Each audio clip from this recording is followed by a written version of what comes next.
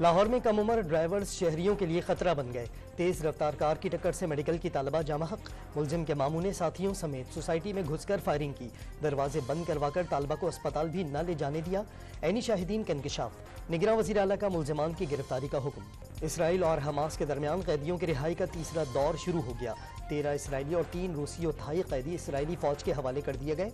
अमरीकी बच्ची और खातून भी शामिल। इसराइल 39 फलस्तीनी कैदी रिहा करेगा। पाकिस्तान में टैक्स के निज़ाम में बेहतरी लाने की ज़रूरत है। टैक्स वसूलियों को बढ़ाकर इसका दुरुस्त इस्तेमाल भी ज़रूरी है। निगरान वज़ीर आज़म की गुफ्तगू।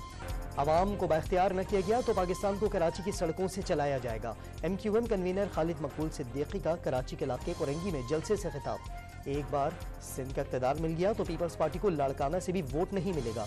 मुस्तफ़ा कमाल का चैलेंज। और कौमी क्रिकेटर इमामुल हक के वलीमे की तकरीब। साबिक़ कप्तान बाबर आजम समेत दीगर कौमी खिलाड़ियों की शिरकत।